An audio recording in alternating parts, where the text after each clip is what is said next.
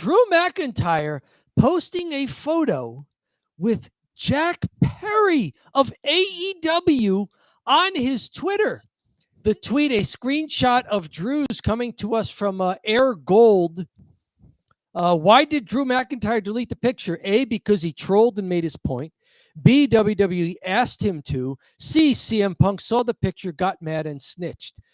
We don't think it's C because reports are that Drew McIntyre and CM Punk are working together on all of these social media things.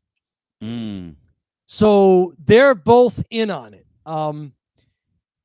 I wonder if he deleted it because it was supposed to just be a troll and get extra buzz like this, where he's not really trolling CM Punk. He's trolling the wrestling news sites. Yeah, right. He got you.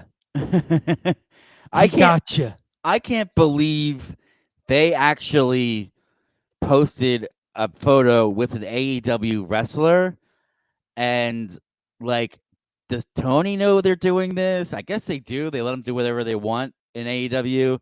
And is it another thing where, like, you would have never really seen this in WWE before, especially in the Vince era when they were very, very, very competitive with everyone else?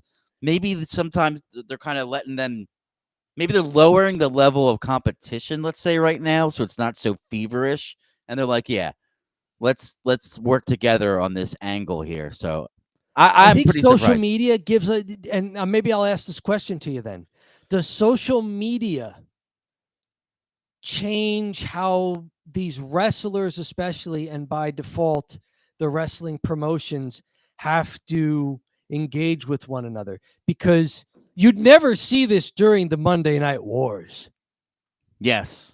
Because there was no social media during the Monday Night Wars. Right. It's not like they brought Jack Perry onto WWE programming. It's a WWE employee and an AEW employee sharing something on social media. So is this good use of social media? Oh, for sure. This only adds intrigue to the match. I think it's a cool thing that they're letting them do, and I think it's great. Drew McIntyre is on fire. It is interesting because it almost feels like Drew's the face here. So to us, we don't like CM Punk. But I think we're probably more than just us, I think, out there. Because he's been, like, funny and callous, and he's on that spectrum of a cool heel at this point right now, Drew McIntyre, versus just like Nia Jax, where you're just like, nah, she's just a heel, right? And I think that's because Drew has been a babyface at times past. And so there is a nostalgia factor as well. I think he's doing his best to stay heel and abrasive. On the other hand, CM Punk is not universally loved. No. So the guy who's opposing CM Punk isn't going to be universally hated. Right. They've got themselves a good old-fashioned tweener feud here. Oh, yeah. This is an old-fashioned tweener feud, which is really more new fashion, if you will. Yeah. Because there's lots of tweeners these days, but yeah. The biggest babyface in their match is the special guest referee, Seth Rollins. Right. So here we got Drew and CM Punk. They seem to be working together on this. So let's go through these. Why did Drew McIntyre delete his picture? I'm going to go with D, none of the above. Ooh. Punk did not snitch on him. I don't think WWE asked him to. I don't think he trolled CM Punk and made his point. If you want to change A to B, he trolled the wrestling media and made his point. Then, yes, I'll select A. But he did not do this to troll Punk. He and Punk are working together. You know what's weird? I wonder if Jack Perry and CM Punk are hush-hush, wink-wink, kind of friendly with each other on this whole venture. Maybe now, yeah. Like, and I'll just say this from I think anybody could probably say this from their experience, but in locker rooms, like, stuff like that happens. It's never really that big of a deal. And you still like what the fight was. It was like pretty much a shoving match, and then they broke them up. But I wonder if they're both on good terms. Hey, I lost my cool, no big deal. Okay, let's make some money off this, right? So It happens in sports, right? Some guys get into it on the yeah, practice field. yeah, you see it in training camp in the Gets a little NFL. chippy. Yeah, Yeah. it just gets chippy. That's all. So it's part of being in the locker room, being an athlete. So at the end of the day, maybe right now they're just making money off of this rivalry, and they're tricking all the marks. They're tricking the us. We are the marks, by the way. Another answer here. Mhm. Did Jack Perry get heat for this? And maybe he went to Drew and said, "Hey, man, I know it seemed like a good idea and I thought it would be great, but I'm getting some heat." It's tough to tell with Tony because the rules don't seem to be consistent sometimes. Whereas, and I think that maybe it's a really gray area. I mean, if you're Tony, you probably like stuff like this because you're really making it clear that Jack Perry is a star, and everyone knows about this, and everyone knows right away what that means, right?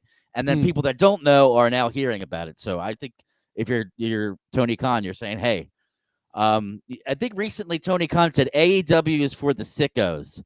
So he's probably into this stuff.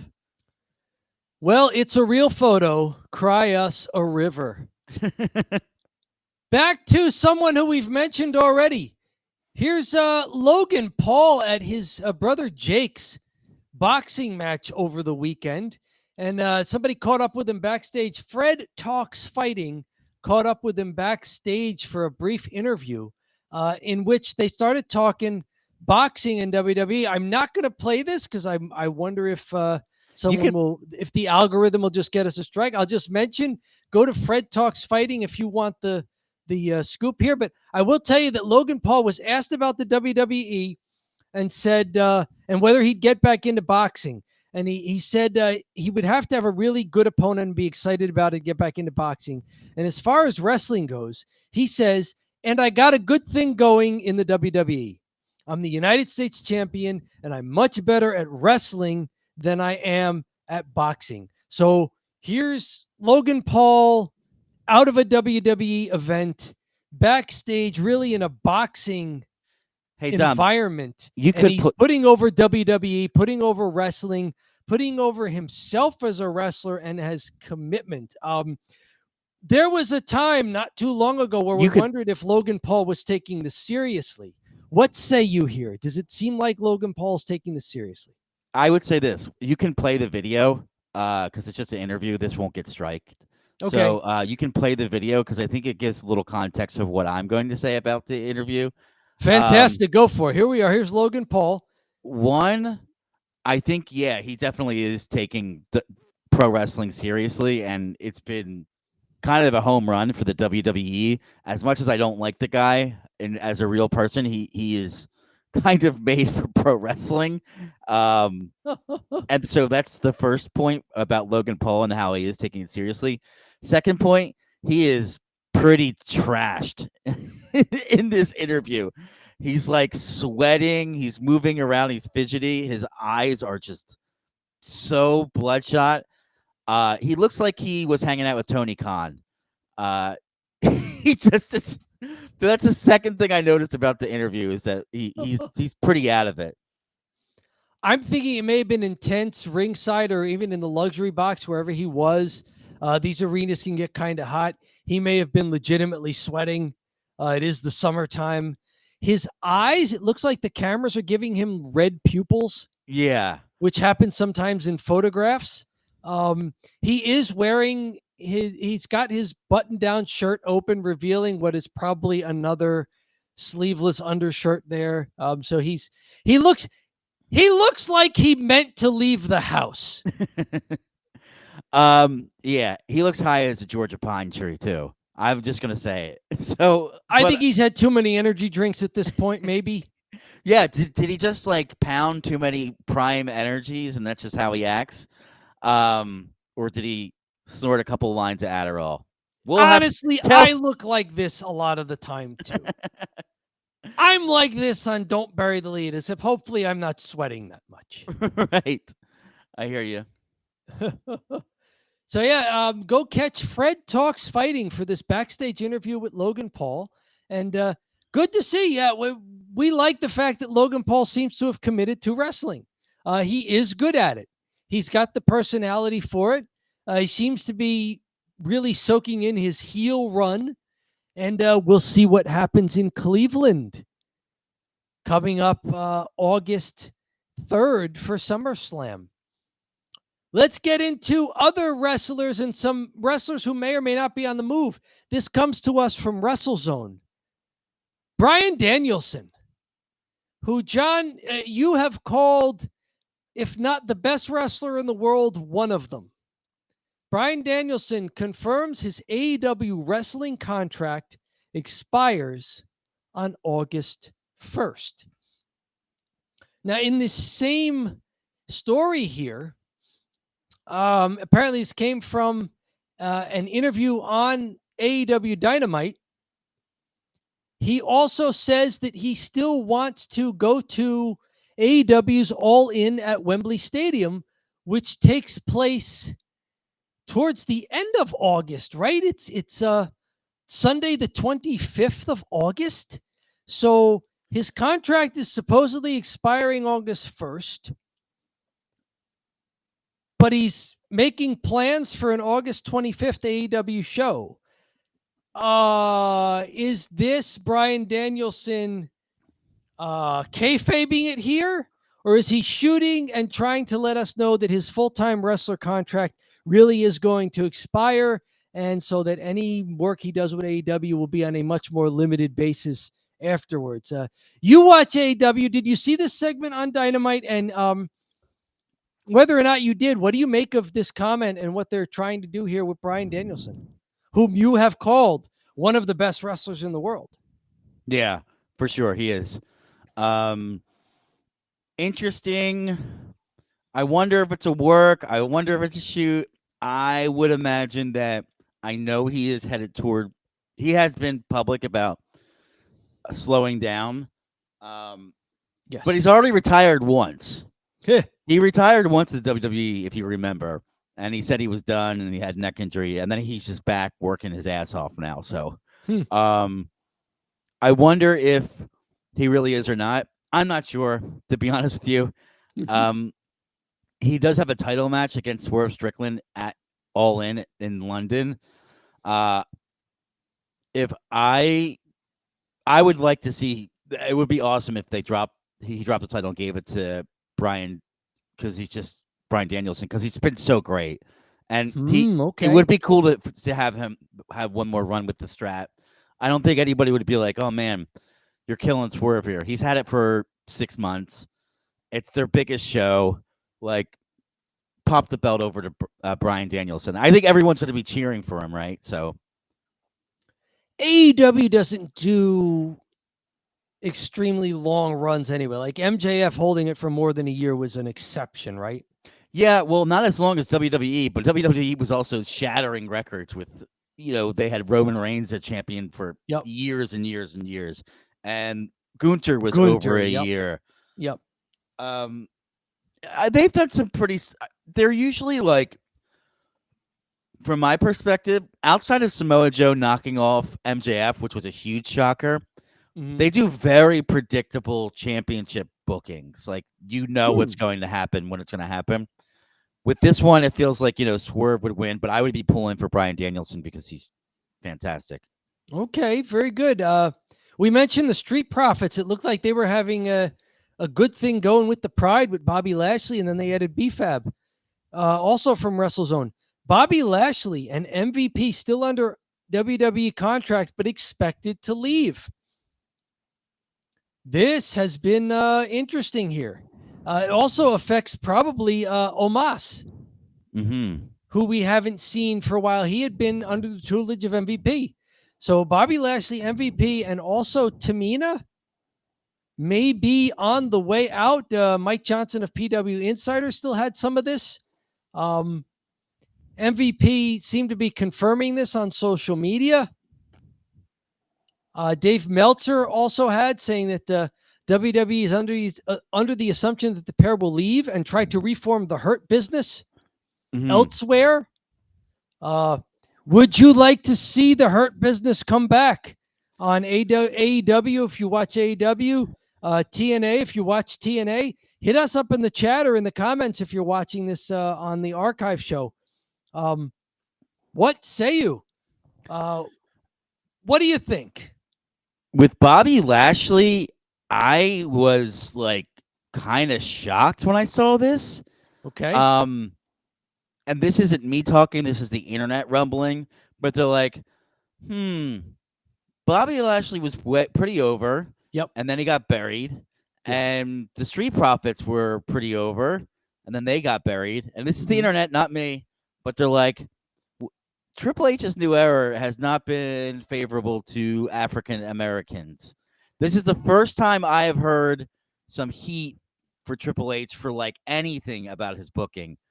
I don't necessarily agree, but it is a little fishy. I wonder if the Street Profits will get a push as a result of that. You know, basically, I wonder if the Street Profits get a push as a result of people saying that. I also think, just from Bobby Lashley's standpoint, I don't say this often because I think AEW's roster is loaded. I could see Bobby Lashley being valuable at AEW. He's a veteran presence. I think he's still popular. When he comes out to his theme songs, like, people are like cheering for him actively, you know, even though they can't even turn him heel because people like him too much. And yeah, I think he's actually a bit wasted on WWE's roster. I think he'd be useful in AEW, so hopefully we see him there. Triple H apparently said no to the Hurt business getting back together in WWE, and this may have been what led to this. That these guys, their contracts were expiring. They thought, we're not going to be used pretty well here. Maybe we got to think about greener pastures from our standpoint. I mean, I know for sure Bobby Lashley would be valuable. I'm not so sure about MVP unless he'd be like a manager for Bobby Lashley, if that's what he's looking for. But yeah, so I think Bobby Lashley would be valuable in AEW is what I'm. I was enjoying Bobby Lashley's run here in the WWE. Yeah, yeah, I'm kind of surprised they cooled him off so much, but. All right, other people perhaps switching promotions. The Motor City Machine Guns. That's Alex Shelley and Chris Sabin. Sean Ross Sapp of Fightful. It's still kept very quiet and relatively close to the vest, but the feeling many have in wrestling is the Motor City Machine Guns are going to the WWE. Alex Shelley was at a live event at West Coast Pro and said, spoiler alert, I might not come back here. This was recent, within the week. So the idea that these guys are going to be signing somewhere that will not allow them to do these kind of independent house shows anymore, that would be WWE, wouldn't it? Yeah. I mean, so it looks like they're going there. These guys they've been around a long time. This is the kind of tag team where if they showed up more in their prime, I think they'd be fantastic in the WWE. I still wonder how much they have left and if they can do it. If the WWE wants them, then hey, take your shot.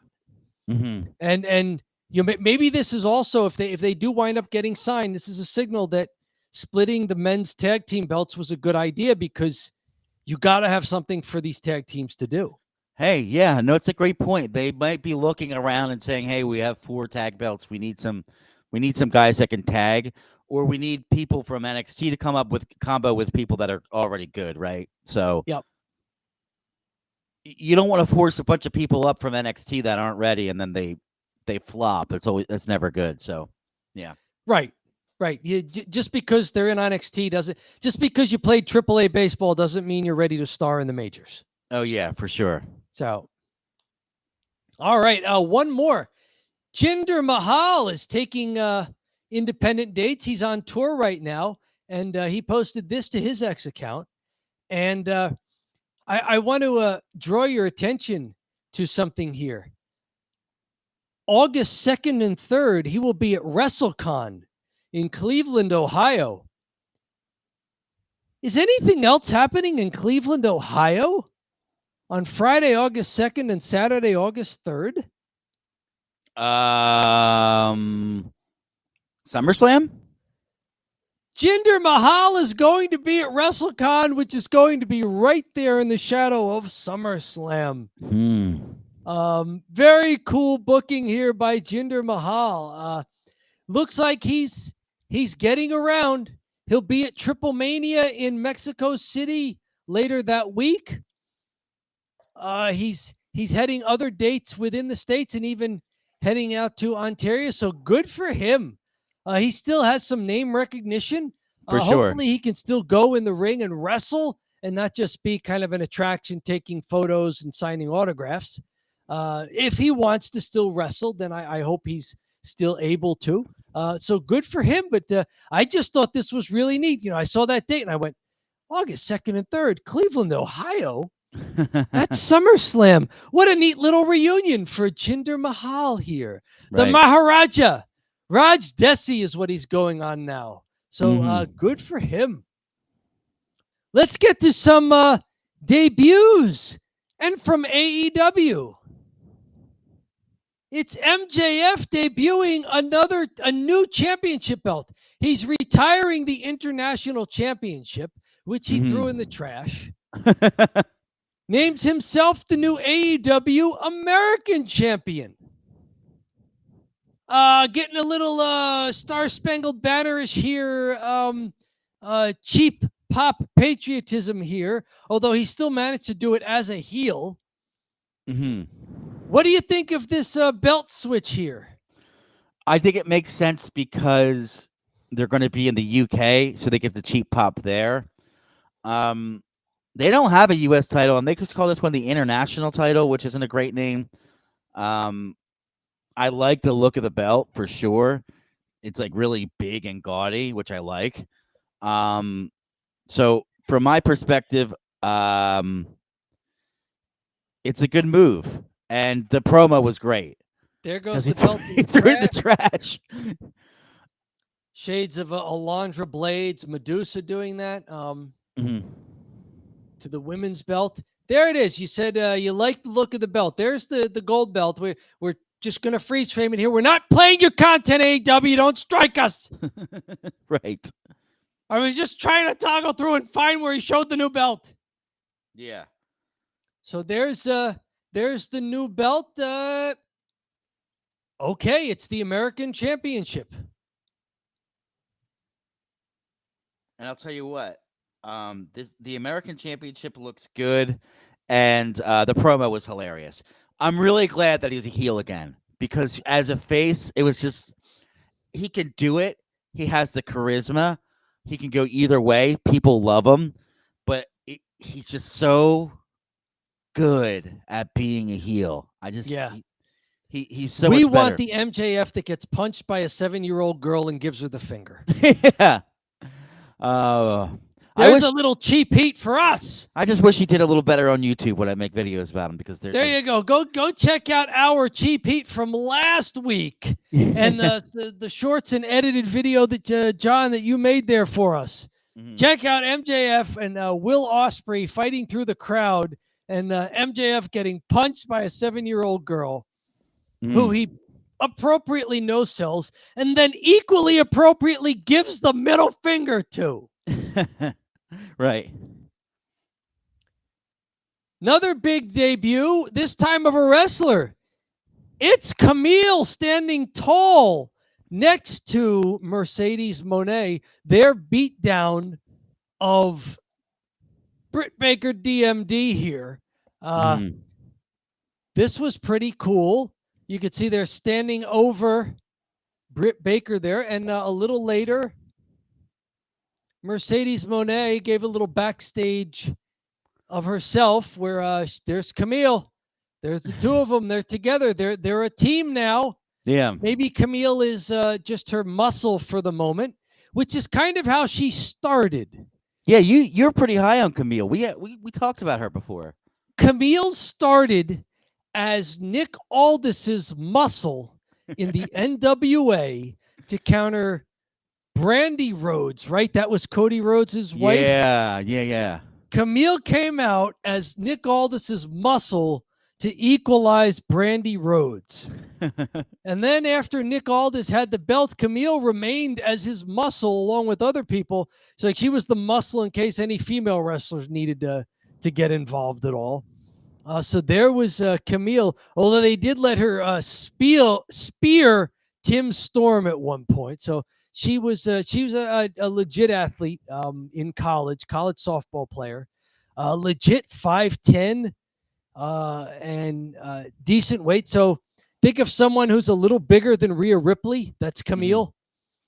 She held the NWA Women's title for 800 and something days, set a record before dropping the belt. And whether she's Mercedes Moné's muscle or if she's going to do more wrestling or maybe even be a tag partner occasionally, I like this. I like that Camille's back on TV for a major wrestling promotion and getting a chance here. You watch AEW. What do you think of Camille's arrival? Was this a big deal when you saw it, if you saw it? I will admit, I was like, I think I know this person because they premiered her like she was a big deal. And I was like, oh, is she on their roster? And I was like, no, she's not. Oh, okay. I remember her from Me and You doing it. I don't get the impression that the crowd really knew who she was. Like they didn't really necessarily go that crazy. She looks a little different than she did in TNA. Like I think she had blonde hair in TNA or something. The hair's a little darker and it's kind of like spiked and pulled up. She had more of the ponytail in NWA, which she has now, but it is darker. But I mean, good for her. She's getting a recognition from the NWA. It's a huge jump up to get to AEW. I can see the AEW. They're trying to focus a little more on the women's wrestling, probably trying to mimic a little bit of what WWE did. I mean, they paid a boatload of money for Mercedes Moné. I mean, a lot of money for Mercedes Moné. So they're probably like, yeah, we got to get some people in here that she can come beat, right? If they want women's wrestlers who can really wrestle, then this picture here of Britt Baker, Mercedes Moné, the former Sasha Banks, and Camille, I mean, just that picture alone tells you that there could be some really good in-ring pro wrestling in AEW from the women's division, right? So this good sign for you if you're a fan of really good women's wrestling. Yeah, for sure. All right, very good. Let's move over to AEW and maybe a debut. Sting's son, Stephen Borden, being trained by Darby Allen. This comes to us from WrestleZone. Darby Allen talks about it sort of coming full circle here because, Sting kind of helped him. It's like a full circle moment for sure because he's done a lot for me. And if I could do something for his son, let's go. Looks like at least one of Sting's sons, Stephen Borden, who was the one dressed as Wolfpack Sting, right here. His other son, who I forget his name, Garrett, I believe, Garrett Borden, who has the YouTube channel where he does some video game breakdowns. Yeah, no, he has a lot of subscribers. He does what we do. He's a YouTuber. He's a YouTuber. There you go. But Steven, who may be the younger of the two and who impressed very much. Some might even go as far to say his stinger splash in the ring looked even better than his father's. Yes, Stephen Borden looked like a young Steve Borden. Yeah. When he was doing those. So this is interesting to me that he kind of got the itch. Right. And now Darby Allen's training him. So they're not just throwing him out there onto TV, even though he's got a big name and could do it. Like Darby's trying to train him so that he's at least somewhat ready when he gets out there. What say you about this? Oh, this is interesting. I do have a hot take. Go. I do have a hot take. Is it also cheap? This is pretty cheap. Yes. Darby Allen training someone. I'm not so sure I'd want to get trained by him because all he does is the crazy, wacky high spots. And he's not really like a good technical wrestler. Yes. So, like, what is he training on what to do? Like, oh, here's how you jump off a ladder through a glass table and have blood everywhere. Like, what's he going to show him? Like, and if your dad's Sting, wouldn't you have Sting show you around? Yeah, right. Like, isn't he the guy? But maybe it's one of these things where Darby can give him is part of the training, right? He probably can get anybody he wants to train him. So maybe Darby's part of the training. He shows him some of his wacky stuff he does as far as like dives and everything. If he wants to be that kind of wrestler, Darby may also be. Did Darby train Nick Wayne, or was that just totally a work? No, his dad, Nick Wayne's dad, trained him, Buddy Wayne. Okay. So that might have been, but Buddy Wayne trained, Buddy Wayne trained Darby Allen. Okay, that's where I got That's the connection confused. Okay. Yeah. Buddy Wayne also trained Brian Alvarez, who's on that Dave Meltzer podcast. Oh, okay. Yeah, he's an old indie wrestler, Brian Alvarez. All right. Mm-hmm. Very good. So we wonder how much technical wrestling Darby Allen will be able to show the younger Borden here. Yep. But intriguing nonetheless.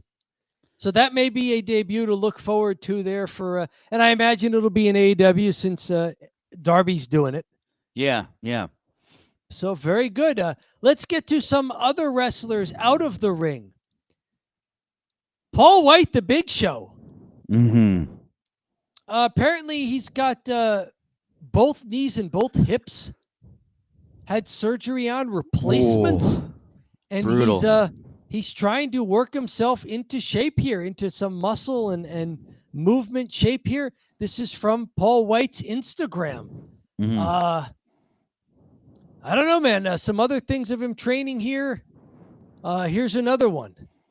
Mm-hmm. This is from a week ago. He's trying to get back into shape. Not just Badass Billy Gunn is there as well. Yeah. So it's I love the shirt here. To-do list, your mom. So keeping it real there at the gym, whoever these guys are. So the Big Show. This is interesting. These guys take a lot of punishment in their careers, and you wonder, they get to around 50 years old, and they're like, "Oh, my body's broken. Can I get some sort of quality of life?" Yeah. And maybe, I hope this works for him. Do you think Paul White is aiming for some sort of in-ring return? If he is, would you like to see that in AEW? He might be another guy where you're looking at weaknesses for AEW is like, leadership and stuff like that, and teaching, bringing the guys along. So if he goes out there and he like jobs for some people, yeah. I think he's a bigger star than Jeff Jarrett, and Jeff Jarrett's all over that program. So okay, I'd rather see Paul White than Jeff Jarrett. Jeff Jarrett's got to get off the screen. It's too much. I just have to say that. How about you guys in the comments or people that are watching now? Would you want to see Paul White in AEW, or are you saying I don't even watch AEW? Let us know, because we have a couple people on from Twitch and a couple people on from YouTube. But yeah. Excellent. Let's move on. Tyrus, since we talked a little bit about NWA here, he also, former wrestler here, he's around 51 years old. He was Brodus Clay in WWE, talking about how he had ballooned up to 498 pounds at one point. In between his WWE runs. Part of the problem was, let's see here if he talks about it. In between his WWE stints, he was working as a bodyguard for Snoop Dogg. Snoop can eat anything he wants. He doesn't get a pound. So Tyrus was doing that. He was also the smallest guy in the entourage. So as he got up to 498 pounds, it was like, it was just a bunch of bad habits and being around that. He said he left the WWE at 333 pounds. So he gained about 165 pounds in 2 years. He's now trying to get down.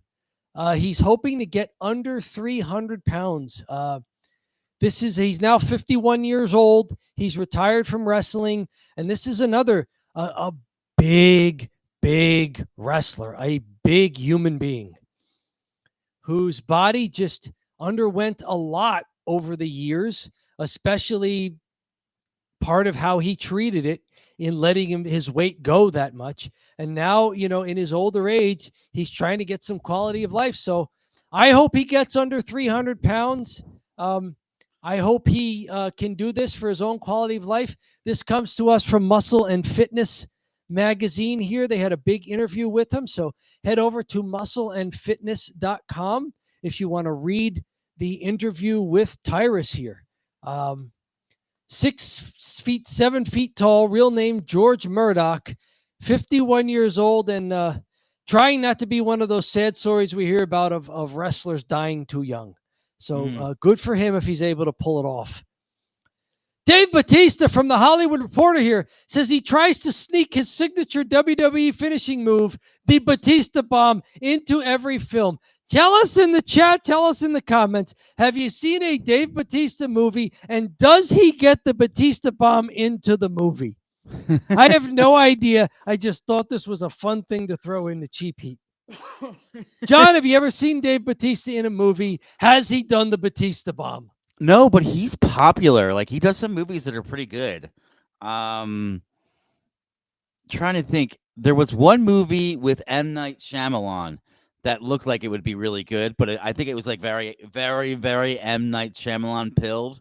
Okay. So, but his character looks interesting in it because I have to say this. His character looks interesting because he wears glasses. He's supposed to be smart. I'm like, interesting. This might actually kind of work for him with all the tattoos and everything. He says he put it into the fight scene for his latest project, My Spy, The Eternal City. I just wanted to put this move in. We were working on that fight scene, and I was like, oh, man, this would be fun. And now it's kind of become my obsession. I'm trying to squeeze it into every film just because. It's one of those Easter eggs. I think if I can get it into every film, I will. It's just a nod to my career, a nod to the fans. Do you like these kind of things with these wrestlers that go into more kind of action movie acting, that they give something back to their careers that sort of made them famous, and to the fans that maybe have followed them from there? Is this a neat thing to do or not? I don't really care. I've never seen one of his movies. I don't know if I have much of an opinion. But that's okay. If you have an opinion out there and don't bury the Leadville land, tell us in the comments. Tell us in the chat. I would what say, do you think of this? I wouldn't care that he always does a power bomb. It's kind of ridiculous, I feel like. What if the movie doesn't require it? He just does it anyway? Why not? I mean, go back and do one of those M. Night movies there. Throw it into there. And finally, The Undertaker. This comes from wait, hang on. Before you go on, he was in a great movie called Stuber, which is a comedy action movie. Okay. And it's all about this guy getting an Uber, and during the Uber ride, it turns into an action film. And it's like a comedian and him doing it together, and the comedian is the Uber driver. So it's really good, I have to say. Stuber. So I digress. I have seen one of his movies, and it's good. So I'm sorry. You can go ahead and talk. Did he Batista bomb anybody in Stuber? I can't even think of what happened. It was just sort of like a silly, ridiculous movie. So I would imagine yes, because there's a lot of action. Okay, so it would have fit a silly action movie. Yes. Yeah. Check out Stuber and let us know. The Undertaker reacts to a rumor that he is banned from Vermont. Apparently, he is not banned from Vermont, but I just thought this was funny because anytime I hear something about a wrestler possibly being banned from a large geographical area, I think of Jim Cornette being banned from Canada. Really? Late one night, I was going through Jim Cornette videos. This was years ago. And I was about to say, all right, I'm done. I've had enough of this. When I Yeah. saw out of the corner of my eye, Jim Cornette, the headline. Jim Cornette on why he is banned from Canada. You want to listen to Well, it? now I have to watch that. I know, right? Go ahead. It's on the old Arcadian Vanguard site, which is what they did before they did their Jim Cornette official. But go digging for the old Arcadian Vanguard site, or just search for on YouTube or maybe another video platform as well if it's available. Jim Cornette on why he is banned from Canada. Jim Cornette banned from Canada. Something should pop up from about 7 years ago. Just made me laugh. Whenever I hear about some wrestler getting banned, I'm like, oh, like Jim Cornette was banned from Canada. Do you know what happened? Something about, I don't know, something they were bringing across the border.